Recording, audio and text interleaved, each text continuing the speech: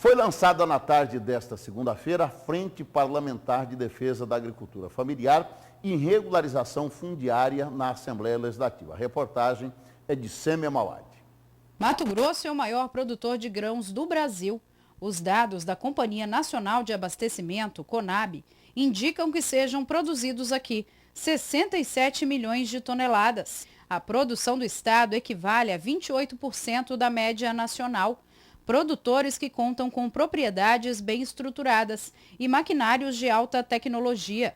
Se o agronegócio mantém a produtividade e o lucro, os pequenos produtores que integram a agricultura familiar aguardam por mais benefícios e incentivos dos governos estadual e federal. A dificuldade é a situação financeira, minha companheira. Nós trabalhamos, não temos recursos, nós trabalhamos em condições sem sustentação, porque o governo do estado não dá o apoio, nem o governo do estado, nem tampouco o governo federal. Então está difícil para nós trabalhar, por isso nós estamos organizando todos os trabalhadores, todos os movimentos dos trabalhadores, pedindo apoio ao Congresso Nacional, à Assembleia Legislativa, para que nós possamos desenvolver e ser muito bem visto pelas autoridades competentes, que é o governo do estado e o governo federal, para dar apoio à agricultura familiar no estado de Mato Grosso. Em todo o estado, são 150 mil pequenos produtores, famílias que dependem da vida no campo. Produção de hortaliças, frutas, grande parte deles vende o que produz nas feiras da cidade.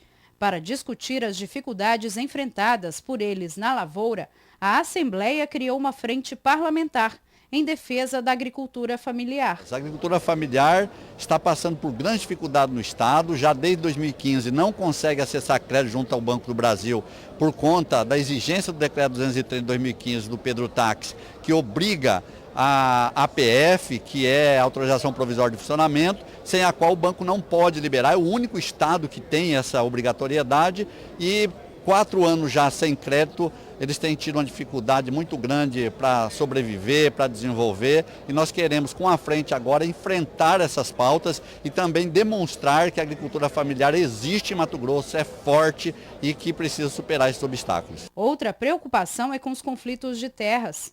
Os casos vêm aumentando em todo o estado.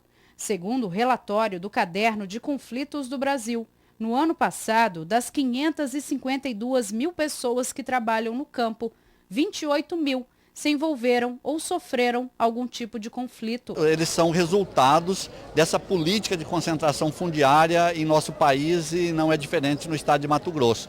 Nós temos mais de 3 milhões de hectares de terras públicas só da União, que estão concentradas nas mãos de meia dúzia de grileiros e que essas terras são da União, devem retornar para a União, tem ações ajuizadas na Justiça Federal, aqui em Cuiabá, em Sinop, em Cáceres, e é preciso que a Justiça defina isso, sentencie. Nós já estivemos na segunda-feira passada, uma semana em Sinop, tratando disso com os juízes federais e com o Ministério Público Federal de lá, para que esses conflitos de fato acabem e que essas famílias possam ocupar a terra e produzir com dignidade. Por isso, políticas públicas podem contribuir quando o assunto é reforma agrária e agricultura familiar. Com relação à questão da reforma agrária, claro que nós entendemos o direito de propriedade, compreendemos o papel que certos setores mais abertos, mais dialogantes do agronegócio estão cumprindo com relação ao desenvolvimento da agricultura no Brasil.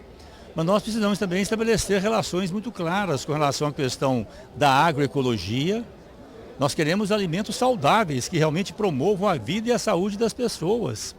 E consideramos também fundamental no campo da agricultura familiar o desenvolvimento do cooperativismo, né? A união faz a força e é importante que os pequenos, médios produtores rurais se unam para desenvolver as suas potencialidades. E com relação à questão da terra, da reforma agrária, nós temos hoje no Brasil um desafio fundamental, que é a questão da água, que está se tornando perigosamente um bem escasso em muitas regiões do Brasil, principalmente nas cidades maiores, nas maiores concentrações urbanas. A terra é a guardiã das águas, assim como a terra é a guardiã da vida, da biodiversidade, dos ecossistemas. Então nós queremos assegurar o direito de propriedade, mas o direito de propriedade deve estar articulado com as exigências superiores do direito à vida, do bem comum, da justiça social. Nós somos um país, uma pátria, portanto nós temos compromissos coletivos.